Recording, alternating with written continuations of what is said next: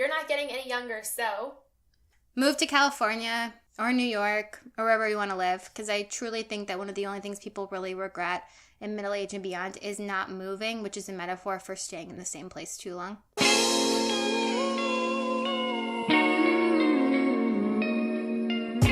Hey you! Yes, you! Welcome to the You're Not Getting Any Younger podcast, a podcast for people who want to disrupt their lives for a good reason, to make it count. I'm your host, Jen Glantz, and every week I'll drop a new episode with stories from real people just like you, who woke up one morning and decided to make big changes, starting with small things.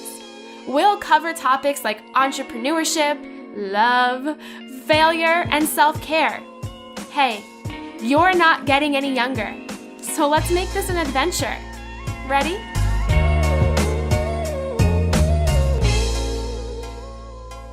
In February 2013, before I wrote my first book, I decided to binge read as many books as I could steal from the library.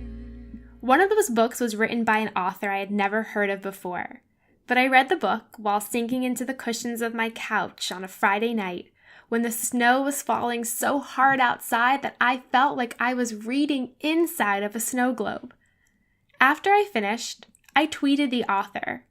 I don't remember what I said, but it probably was emotional, definitely poetic, and certainly typed with frozen New York City fingers. The author responded, unexpectedly. Somehow I pulled myself together, brushed the chocolate chip cookie crumbs off my PJs, and responded. One simple tweet turned into an email chain, which turned into us meeting in person. That one meeting turned into us becoming good friends, who have grown closer and closer over the years. Reaching out can be terrifying. You're going out on a limb, entering a person's inbox or social media feed with a virtual handshake or a hug hello, but it's something that can completely change your life. If you ever wanted to send that text, make that phone call, send that email, and didn't know what to say or have the confidence to do it, this week's guest has those answers for you. Meet Molly Ford Beck. I first learned about her over 6 years ago through her blog, Smart, Pretty, and Awkward. I reached out to her, we met for sushi, and now I consider her one of my closest pals. She recently wrote the book, Reach Out, and started the podcast creation site, Messy Bun. I am so excited to have her on the show this week. Welcome to the show, Molly. If I could sum up Molly's personal brand in one sentence, it's that she has devoted all of her projects to finding ways that could help other people. True or false? Man, that is so nice. And that really means a lot because, I don't know, probably a year or so ago, someone was talking about what is your personal brand.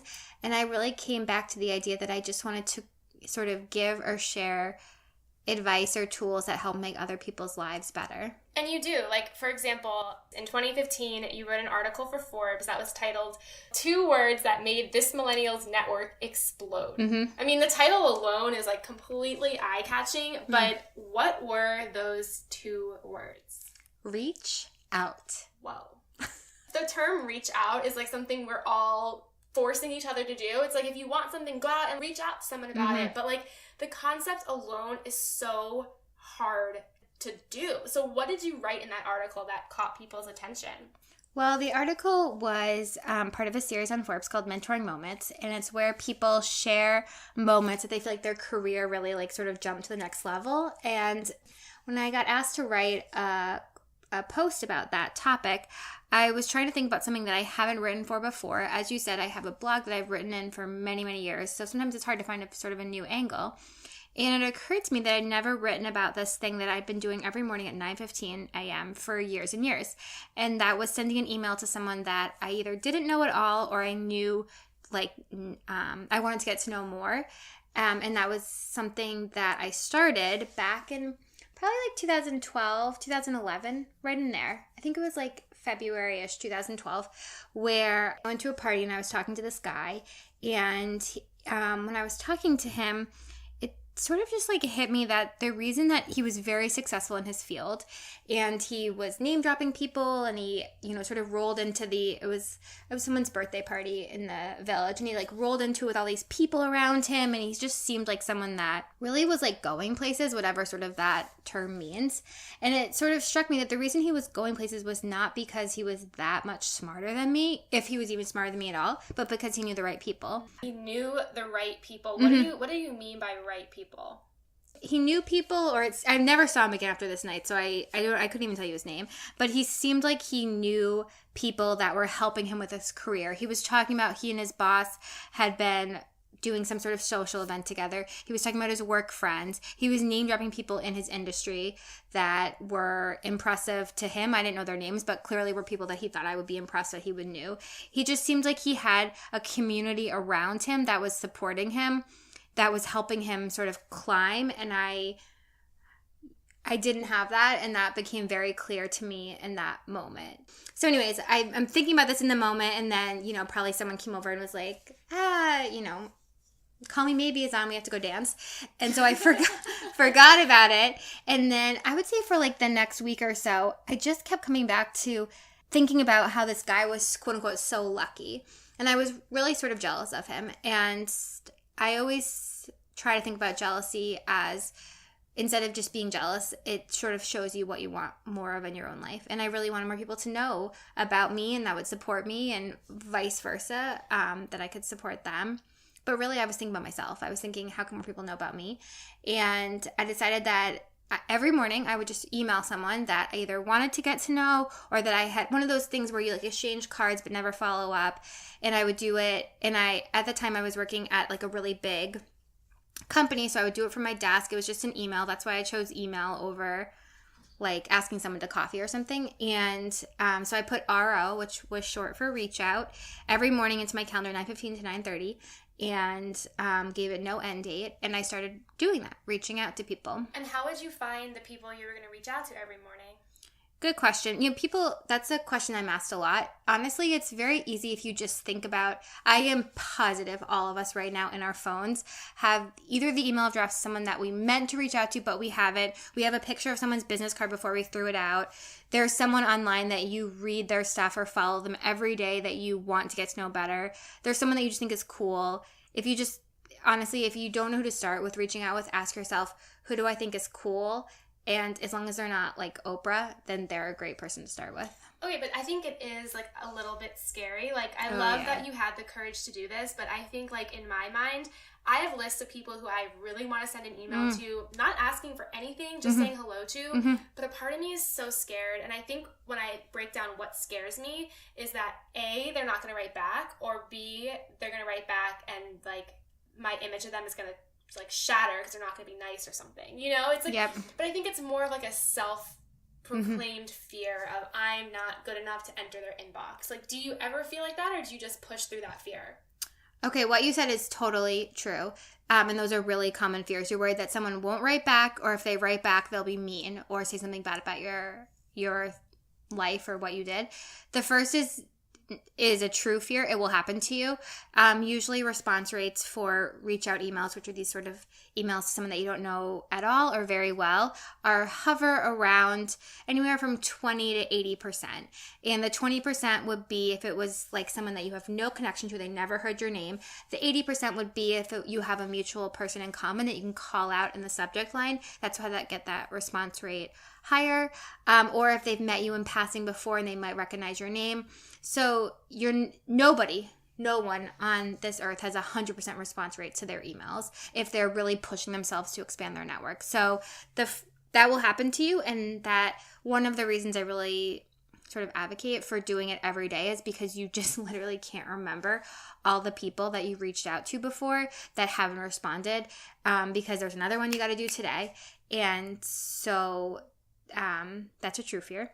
The second thing that you mentioned is that they might, what you actually said is very interesting. You said that you were worried that they would shatter your image of who you want them to be, which is a really interesting fear. I actually don't think I've heard that very often. Usually it's more people being worried that they're going to write back and say, you're stupid, which also I guess would shatter your image of them.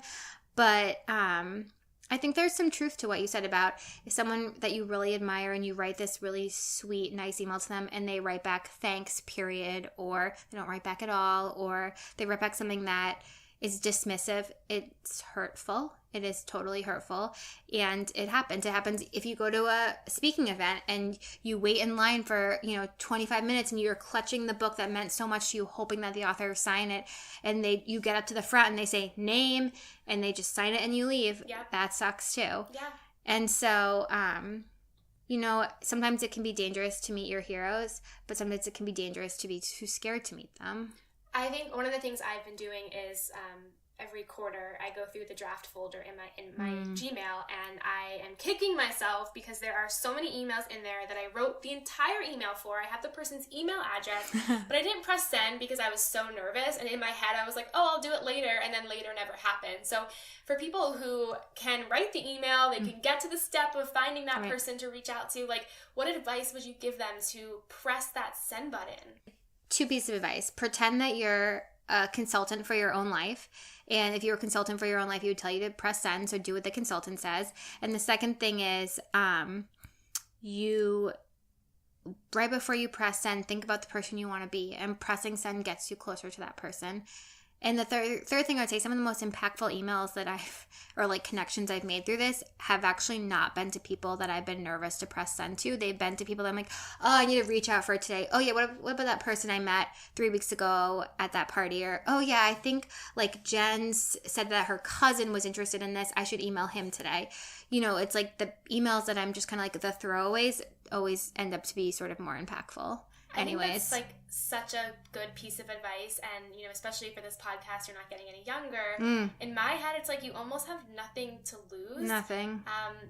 Just like Molly said, I have sent so many reach out emails where the majority of them I never got a response, but like I mentioned earlier, like there have been some who have completely changed my life, and those were people who I either didn't expect to get a response from, or just people who I connected with and became friends with. Okay, here's a great example. Were you at all nervous to email me 15 years ago, or however many years ago, about yes, when I was a teenage child. When we were 8. Were you nervous at all to send that email about what happened is that Jen emailed me about her first book coming out. Were you nervous in that email?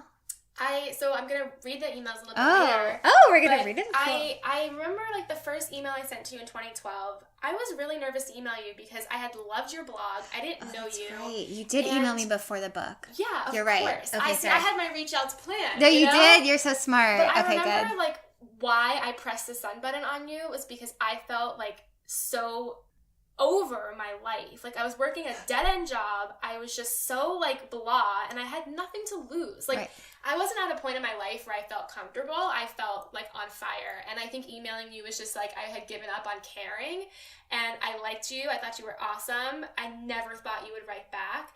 And the fact that you did respond was really awesome to me. And I didn't even ask you for anything then, but I'll get into what I asked you for later, which I didn't do very well. But I was so nervous to email you, but like fast forward 10 years, we're really good friends. So it's like, what if I never sent that email to you? Exactly. That's what I was getting at. And like, I'm sure you're being nice and saying that you were nervous to press send. I was. I can't believe that would be true. I swear on my life. Like, I swear I was. And like, I do think about this all the time. Is like, what if I never emailed you? Or like, what if I never emailed those other reach outs who completely changed my life? Like, I would regret it. Okay, you know what song? I know you love music. You know what song I always think about?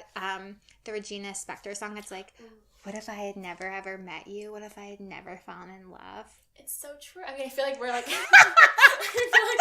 we're in love or something. But no, but it's so true. Like like think about your life if you didn't apply for that job, or you didn't send that tweet, or you didn't email, you didn't call, or you didn't do this. Like, we don't have time to waste thinking about that. Right. It's almost like you absolutely have to. And so you wrote this article. It gave advice on reaching out. Yep. The article went completely viral. And then what happened after that? The article, so I turned in the article to be published in like December or something, and I never really heard back when it was going to run or whatnot. And then right before it ran, I was like excited it was coming out, but this is just a classic story of like, I guest post on other people's stuff a lot, and I love writing for other places, but I I'd never had an article go viral before, so I guess I wasn't even aware that could really happen. So Denise, who is like the curator, the writer of the column, sends me a note. It's like, hey, your post is up. And I'm like, great, thanks so much. And I don't know why I did this, but I did this. And on Forbes, you can see how many people have looked at a piece. And I was the very first person to look at it. I must have clicked the link as soon as she sent it to me. And so I took a screenshot where it said 0 views. And I was like, oh, okay, like this is kind of fun. I'm the first person to look at it. Forgot about it. Go into a meeting, go about my day, and then I look at my phone and I see I have a ton of LinkedIn requests, and I don't get LinkedIn requests that often, at most one a day. And so my first thought is like, oh my gosh, I've been hacked. Oh no. And I'm like, oh no, like everyone always says make your passwords hard. I never do that. It's like a whole thing. And so I'm like so mad that my LinkedIn's been hacked. And then I'm looking at them and I realize that they're all legitimate messages and people are all responding to this article. And then I'm like, oh my gosh, people liked the reach out. This is so fun. So I'm sort of thinking it's like this fun little thing. 2 seconds later, I'm like, this could be the book idea. And why I said this could be the book idea is that I had an agent for a couple of years. We'd been shopping different proposals. We'd been, trying to find a publisher that would be interested in writing. We had several different book ideas. And the answer was no one was really interested in them. Conversations, you sort of have them and the publisher would be kind of interested, but they want to change it in a way I didn't feel like comfortable going or wasn't a fit. And so eventually I just sort of thought the book dream was going to die and not happen for me. Were you okay with that? I was sad about it, but I remember my mom said to me, I really think you're going to have a book someday. And her words saying that rattled in my head. And so whenever I would get sad about it, I would think about my mom saying that. And I would just be like, it's not my time. It's not my time. So you gave up, but then you also really didn't give up because you were always thinking of what it could possibly be. I mean, life is so long. And I know that is literally the exact opposite of the theme of your podcast. But I think it does. I think they do tie together because you're not getting any younger. So do what makes you happy because life is very long to wring your hands about not doing or doing something. It's really demoralizing to get lots of rejections from publishers on books. Sure. They come into your inbox, they say pass, pass, pass, and it sucks. And so I'd already lived through that. I'd already gotten a really sad email response, and we had a couple phone calls that ended with, sorry, still a pass.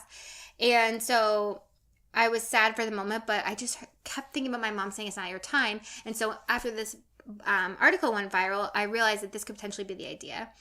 And so I worked on the proposal that weekend. I sent it to my agent, and she was like, yeah, maybe this is the right thing. And she helped me with it.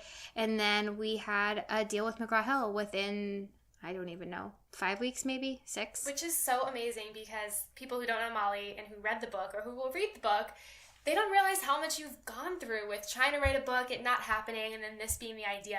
But I think what people don't realize is that it wasn't really an accident. You've been a reach out expert, I think, in my mind for a while. I was stalking Molly's blog, Smart Pretty Awkward. That's how I originally found out about her. And I found her very first post that she posted in 2008. And Smart Pretty Awkward, every post is about how to be smarter, how to be prettier, and how to be less awkward, which that's why I loved her blog, because I needed that last tip. But her very first post in 2008 for how to be smarter was this.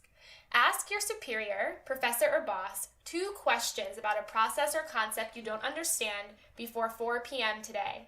Email is an acceptable way to ask. Literally on her very first blog post ever, she's giving people advice on how to reach out. Wait, that is so funny. Did you realize that? No, I did not realize that. Well, that's really funny. So Smart Pretty Awkward, as Jen just said, has 3 pieces of advice every post: how to be smarter, how to be prettier, how to be less awkward. But when I first started it, I was trying to make it all tips people could do that exact day in the morning. So I would do tips like that, like by 3 p.m., blah, blah, blah. By 4 p.m., do blah, blah, blah. I can't believe that my very first one was about... So That's crazy. You've been preaching reach out for a while, and Molly is also a main reason why I have been super successful. She has reached out and forced me to reach out to people who have later become good friends, who have later given me jobs to teach. She has been preaching this to her own friends. So it's not a huge stretch that all of a sudden after an article, she wrote a whole book on this. But she did, and, you know, I read the book, obviously. Very, very well written, but one of the things I liked about it was that you literally give people a template for how to email other people, which I think when I talk to people and I'm like, you really should email this person, their biggest response is, well, what do I say? You tell people what to say. And, like, what are some of the things that you think people should include? Let's start with, like, the subject line. Like, what are some main things in a subject line you think people should include? The biggest thing in a subject line is that you want it to be specific, not generic. So you're going to stay away from, like, quick question, hello, anything that is just, like, not explaining who you are, what the reach out is about. You're also going to want to capitalize every important word in the subject line. It's called title case. So if the subject line is like Emily's friend Jane, then the E in Emily, the F in friend, the J in Jane. But if you had another word in the subject line like is or the, it would not be capitalized. So is, like, if let's say you told me, okay, Jen, you should really contact my friend Steph. She does PR. You should meet her. She loves pizza. Would my subject line be enough for me to say Molly's friend Jen? Or should I say more to that? Like, should I say Molly's friend Jen? Plus pizza lover. Okay, so add something else? Yeah, so you want to add something else. So you want it to be specific, and you want to capitalize the first letter of each one. Something that you can also do is if you're reaching out to someone that you can't name drop a mutual connection in the subject line, then what you're going to want to do is call out what you have in common. The more specific, the better. So if it's someone that you went to your high school, you're going to say, like, you know, my mascot was the Generals. Go Generals. If it was someone that you know that you went to the same undergrad, instead of just saying, like, fellow Northeastern alum, you could make a joke about, I don't even know, the library on campus or something. You can call out something really specific that will catch their eye in the subject line that no one else is sending them. So have fun with it, right? I mean, it seems like definitely have fun. It seems like the best subject lines you're saying right now are ones that, like, you would text a friend rather than, like, write it to a professor. Something I always think about is that people get enough emails that are boring or stupid or telling them to do stuff. When you reach out, you want to be a joy in someone else's inbox. Should you use the person's name in the subject line? I'm not a huge fan of that. I vote no. It sort of that's a marketing technique that a lot of companies use now. Like, Molly, here's your special offer. The person knows their name. And also, if it's someone that you don't know that well or someone that you haven't talked to in a while, you know, people, is their name Caitlin or do they go by Kate? Do they prefer to be addressed by Dr. Caitlin? You know, you don't know all that stuff. I know when I'm nervous and I want to email somebody, I might not have, like, the creative juices flowing for a really cool subject line. So are there any, like, defaults that you would recommend or, like, easy ones that people can just go to when they don't have anything else to say? It's always good to flatter someone. So you're obviously reaching out to them for a reason. So just saying, you know, hey, loved your blog post on 12/23, or was in the audience of your last talk, or I've bought all your books and read them twice. You know, something that's flattering them in the subject line is you can never go wrong with flattery. I love it. And then I'm not going to give away all of the templates in your book because she writes out, like, a variety of emails that you can send to people. But what are some major do's for emails? Like length, what you should include? What are some, like, top 3 do's for an email when you send it? In an initial email that you're reaching out to someone that you don't know that well or at all, you want it to be short enough that it can be read over a voicemail. You want it to be, what would be the word I would say? You want it to look like it's from a real person. If you're not going to say kind regards when you're talking to a friend, you're not going to say that in an email. You are a real person sending an email to a real person, so behave like that. You know, it's okay to use a smiley face. It's okay to make a joke. It's okay to say, you know, something that's sort of funny or to link to something humorous. Nobody wants to be talking to a robot, so don't act like a robot.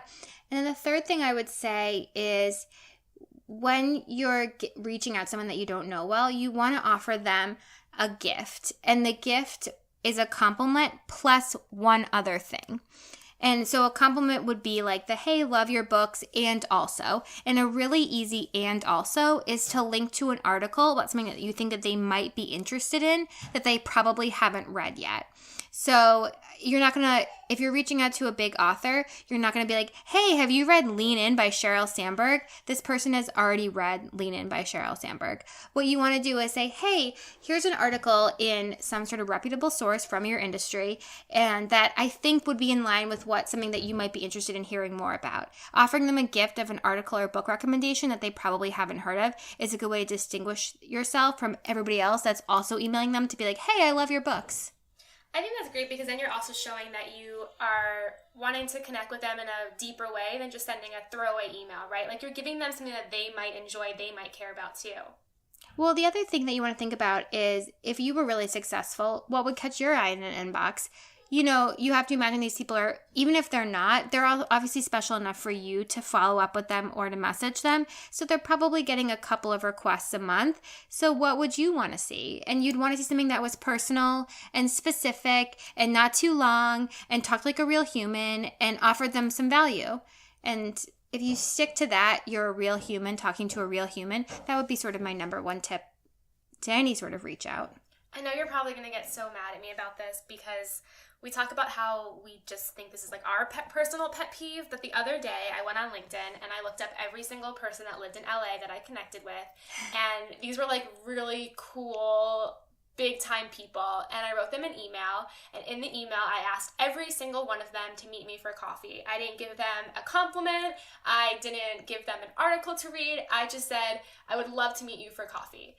I got no responses. Did you really get no responses? Of course, and I even followed up after that. But like, that's really a big pet peeve that I personally have, which just shows that you don't learn anything from yourself, is when people email me and they ask me for coffee, or they use this phrase, and this is like my biggest pet peeve phrase, which is, can I pick your brain? Oh, I hate that phrase. So what advice would you have for people like me who really do want to connect with like a person, or they really do eventually maybe want to meet them in person for coffee, but what should their first email look like? Well, I think that the mistake you made there is that you tried to go too wide instead of one-on-one. I am sure that of those X number of people you emailed, probably not all of them are the same interest level to you. There was probably 2 or 3 that you were uniquely excited about. Instead of sort of mass emailing them all of them at once, choosing those 2 or 3 and focusing one-to-one with a personal email will get you a better response in the same amount of time anyways. In terms of what advice do I have for someone that, what was the question? Like, instead of using, can I pick your brain? Oh, can I please take you out for coffee? Why I personally don't like that is because, I work really crazy hours. So I'm starting work at like 7 a.m. and I'm going till like 9 p.m. and I just personally don't really have like a chunk of time in the day where I can do that. Plus, you get so many requests, and if you had coffee with all these people, like you'd be overly caffeinated and like broke, you know? So I think that the idea that the only thing you can reach out to a person for is to invite them for coffee or pick their brain, like that's what we think we should be reaching out to people for. But instead, like maybe, eventually we can go for coffee, but like what are some of the first couple of emails you should send to a person question. you admire? I love that question. So I think you're right that people often default to, can we get together for coffee? Just because I think when people think, what is a person who network does? They think, oh, they get coffee with everyone. But people are busy and it's hard to meet people for coffee all the time. I was going to swear in your podcast. Ooh, I don't know if I'm allowing that yet. It's too new to know. Sorry, Mom.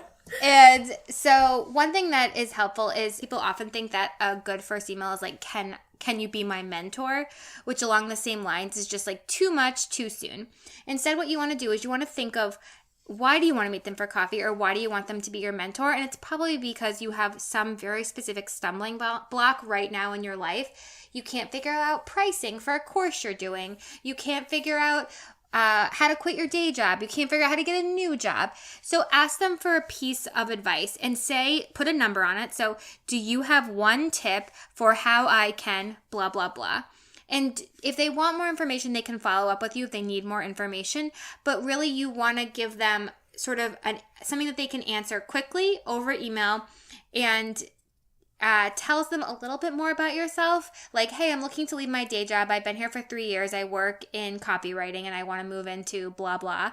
And, you know, they know who you are roughly and they know how they can help you. And if they're interested, or maybe they're really interested in meeting more people in your space, or they're looking to find someone to mentor, they might suggest coffee, or you might just go back and forth on email for a while, which I think people often think that like a mentor has to commit, or even in some ways, even a friend has to commit to meeting with you 2 times a month from now until forever. I have many mentors that I've met face to face once after, 3 years of me calling them a mentor, which is another thing about a mentor. You never call someone a mentor to their face. Why? I don't know. It's just like an unspoken rule. Like, you wouldn't be like, hi, Jen, can you be my mentor? You'd be like, hi, Jen, can you give me advice? You give me advice. Then I go back to you and I tell you what happened with the advice. You give me some more advice. Then I say, hey, I'd love to come and support you at whatever you're doing. We go to that. Then at the event, I turn to my friend and say, yeah, that's Jen. She's my mentor. But I wouldn't approach you and be like, hey, Jen, do you know that you're my number one mentor? It's just like a weird thing that you don't really do for social norms. Well, definitely violated that one. Don't you think? No, I mean, I completely agree because it's like very awkward, and also like, it's definitely like a relationship dynamic, and I totally agree with that. And I think what you mentioned about how your mentor doesn't have to be someone in person is so true, and it doesn't even have to be someone who answers every one of your questions. Like, oftentimes you should have a range of people who you turn to. And exactly. I think what you said is so true, and if you can email someone with a digestible amount of questions, they will get back to you. One question. Oh my God, for sure. That's digestible. After that, it's too much.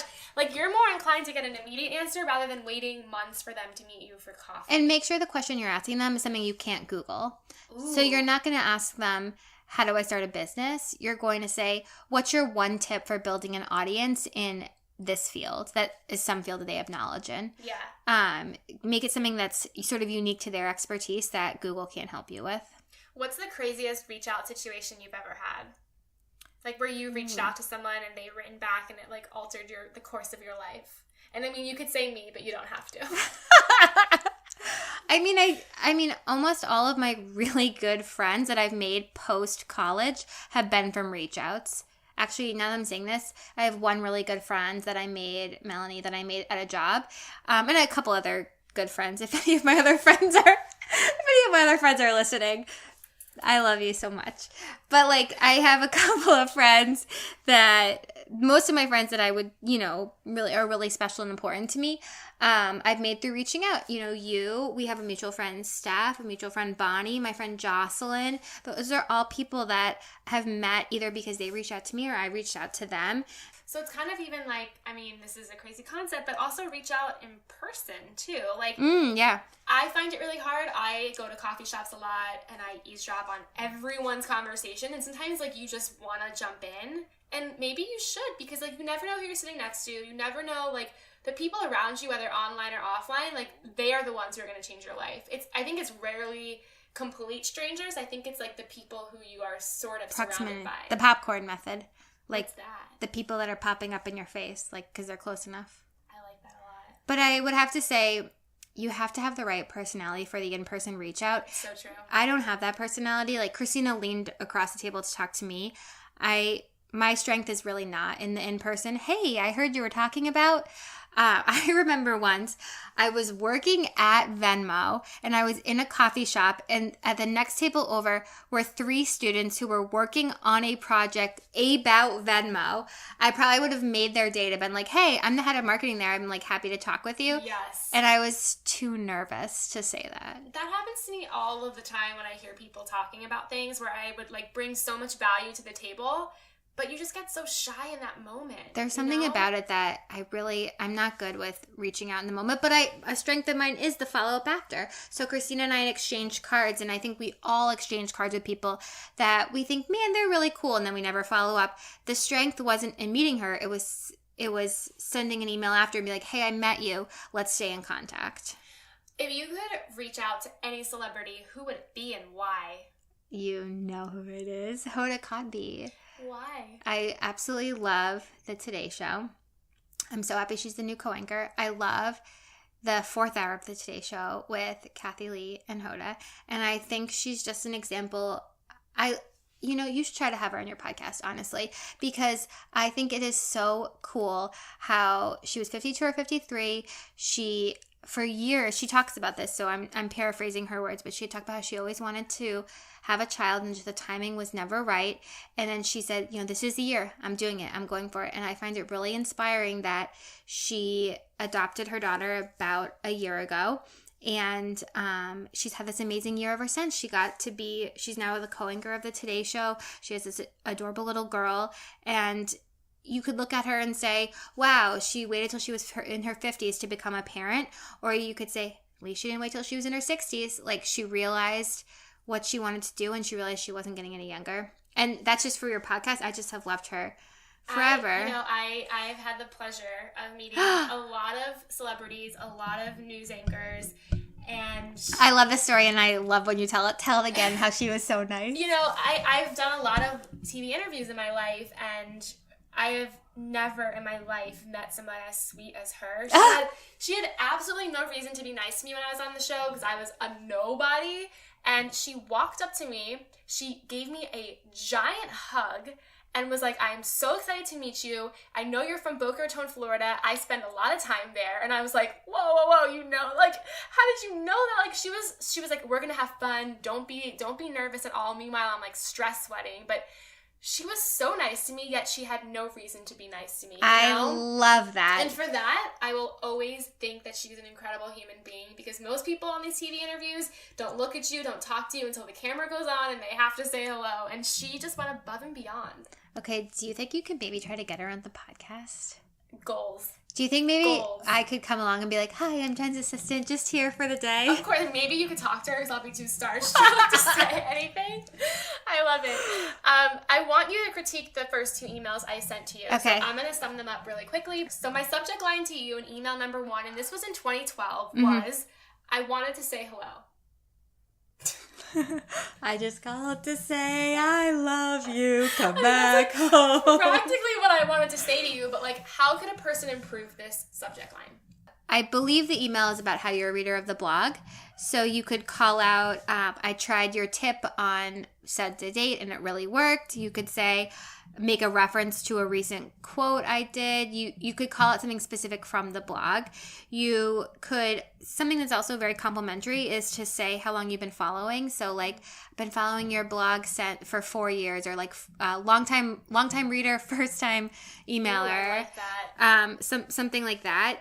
That's always very flattering. And when you say, I just want to say hello, it's better than just hello by itself, but it could be a little better. But I respond to every email I get, but I'm not getting that many emails. I do want to mention that I wrote it in all caps. Literally every. Did you really? Yeah, every word I wrote in caps.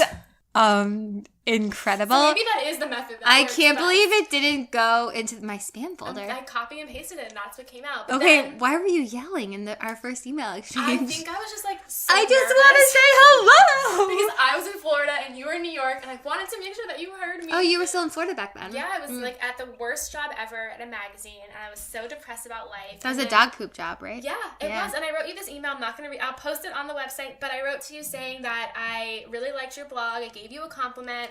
I wrote to you saying that I have a similar blog. I linked to it. And then I wrote to you letting you know that you must have a crowded inbox. But I just wanted to let you know that you were awesome. And I actually used reach out. I said I really wanted to reach out and share with you how great you are. So that is so sweet. I'm so happy you did. Royalties from reach out, please. Once they start rolling in. And then I finally send it off by saying I look forward to hearing back from you, and I'm glad that you take time in your life to do what you do. You brighten people's day, Molly.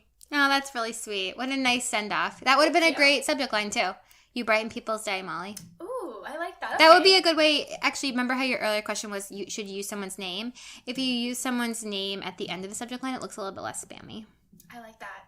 Do you think I should have given you something in this email that I thought you would enjoy, like an article or a video, or do you think that just what I had was enough. I think best practices would be to include something besides just a compliment, just because it's easier for me to respond to that.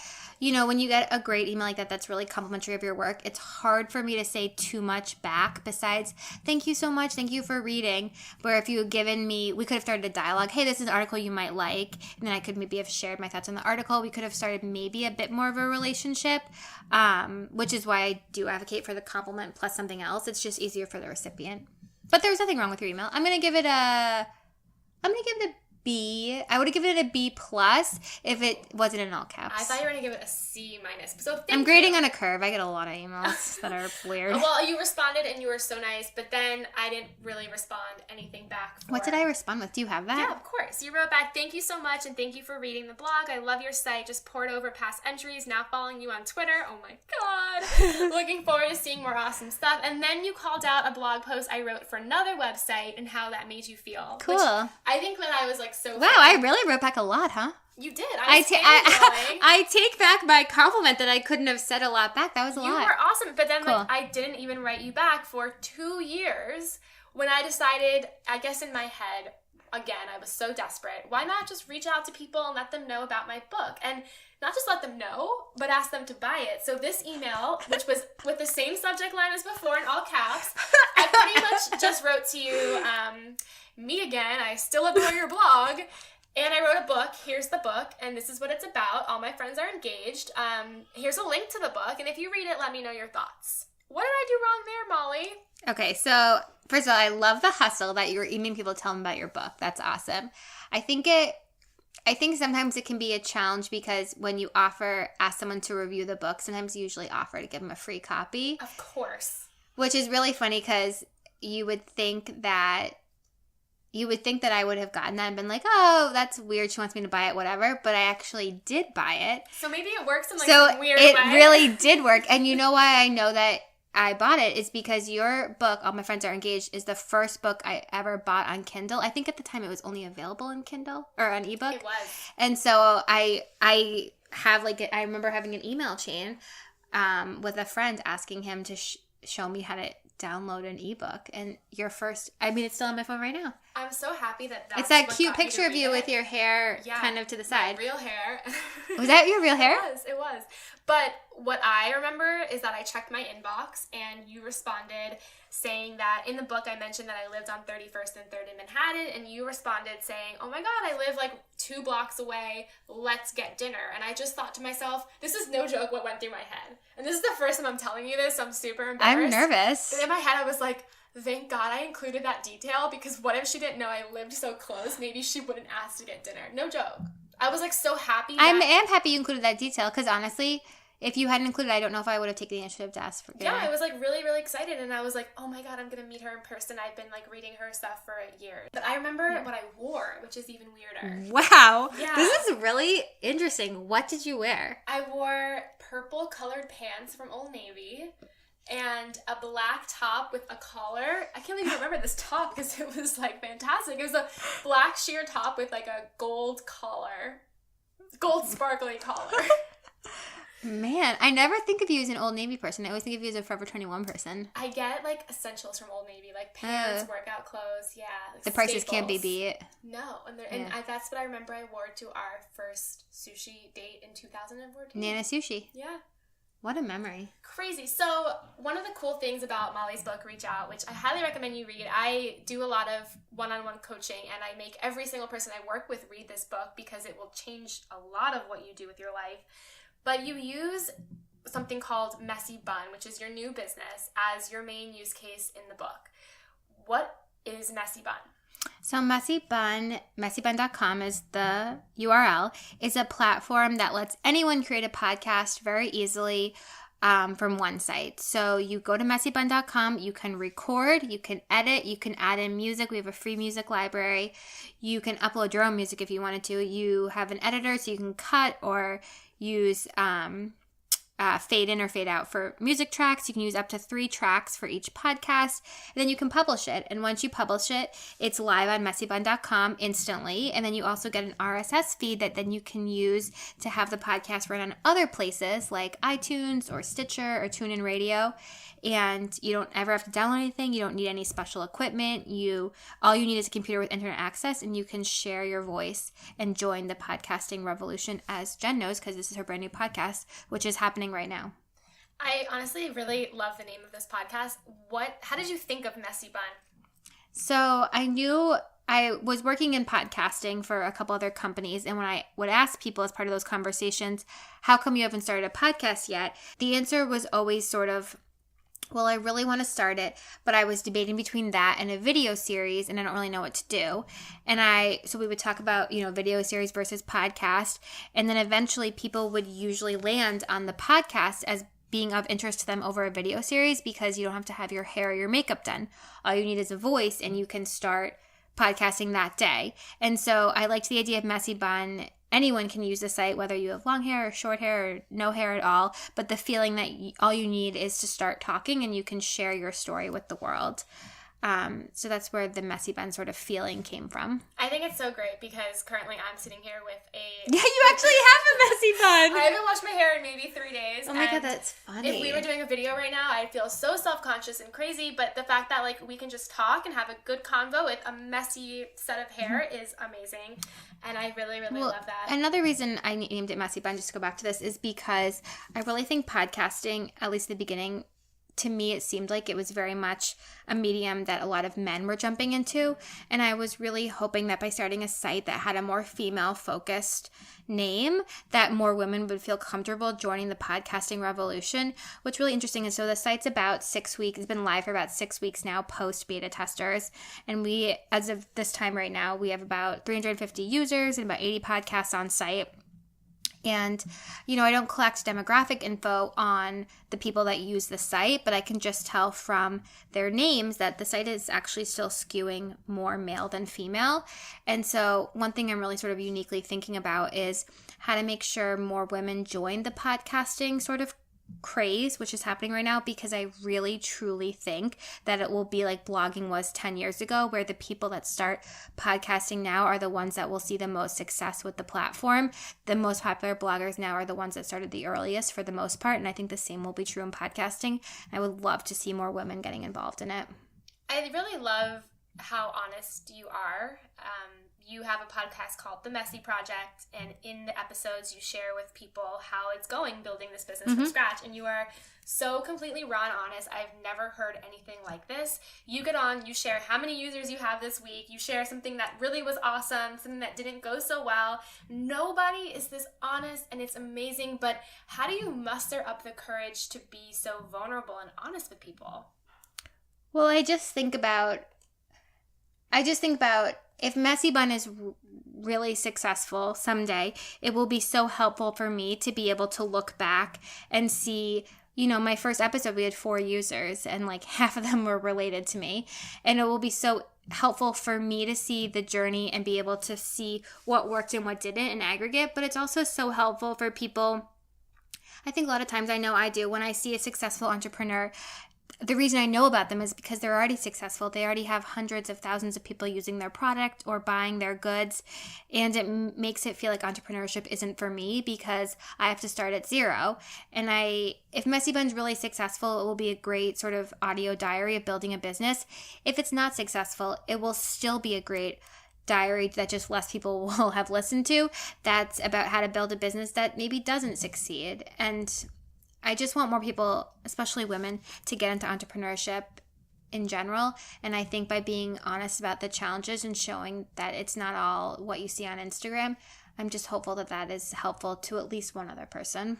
Amen to that, because the hustle is absolutely not what you see on Instagram. People who are truly hustling hard don't even have time to post on Instagram. So it's so awesome that you're so vulnerable. And when I listen to that podcast, I feel awesome, because a lot of my day-to-day is failing and getting rejected and starting from scratch, and to hear you be so honest about a new business you're starting is overwhelmingly amazing. So thank you for that. Yeah. The final thing I want to do is a lightning round. Ooh, lightning rounds. Hopefully there won't be any lightnings. I think it is I know, raining it is outside. raining and it never rains in LA. It's raining for our podcast. You know, if it rains on your wedding day, just to bring this back to more romantic metaphors, it's really good luck. Maybe it's good luck for this podcast too. I think it is. I love it. I'm getting that vibe. Okay, so I'm going to ask you a series of questions. Okay. Respond with whatever comes to mind. No first. small talk, just go for it. Just go for it. Okay, got it. I'm ready. When you were a kid, what did you want to be when you grew up? A teacher. What kind of teacher?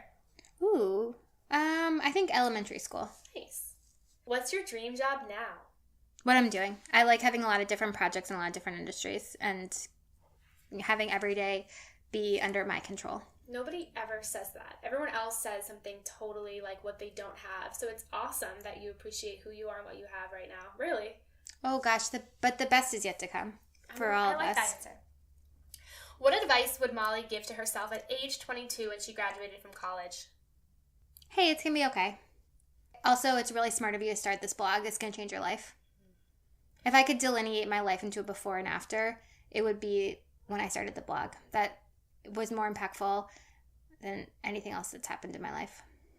What advice do you wish you can give yourself now that you would actually listen to? I don't listen to advice, even from myself. I like that you're honest. What's the best advice anyone has ever given to you, even if you never listened to it? I actually do listen to this one. My grandfather gave it to me. Don't let anybody talk down to you. Don't talk down to anybody. I love that. What's the number one thing you feel an urgent desire to accomplish this year? 100,000 users for Messy Bun. Let's do it. Join Messy Bun. What's your number one moment of failure? You know, one time I peed my pants in 12th grade when I was singing the 12 Days of Christmas in front of the woodshop class, and my crush was in it. And it was really awful and embarrassing, and I had to wear my gym pants for the rest of the day. Did your crush see that? No one knew except for my friend Katie.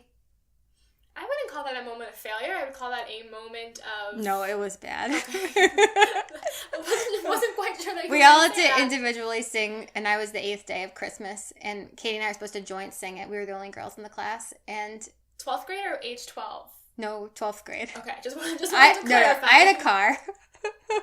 Other kids were having sex.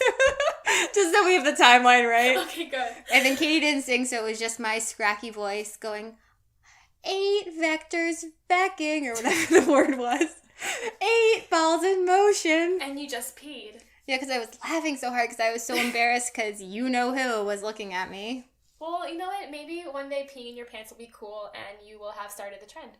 Oh, man. A girl can hope. Fill in the blank. You're not getting any younger, so... Move to California or New York or wherever you want to live, because I truly think that one of the only things people really regret in middle age and beyond is not moving, which is a metaphor for staying in the same place too long. Thank you so much, Molly. Anything else you want to add before we go? I'm so happy I'm on my new favorite podcast. Aw, and where can people find you if they want to keep in touch? I'm Miss Molly Beck, MSMOLLYBECK on all platforms, and messybun.com is at messybun.com. And if people want to buy Reach Out, where can they find it? Amazon and wherever books are sold. Yay! Thank you so much, Molly, and thank you all for listening. Hey, you! Thank you for listening to the You're Not Getting Any Younger podcast. There are hundreds of thousands of pods out there, so thank you for listening to this one. You can find the show notes for this week's episode up on our website, anyyounger.com. Subscribe, rate, and review the You're Not Getting Any Younger podcast on iTunes so that other ears around the world can listen too. Oh, and join our secret You're Not Getting Any Younger Facebook group, where over 1,000 people are talking about how to disrupt their lives, for a good reason, to make it count.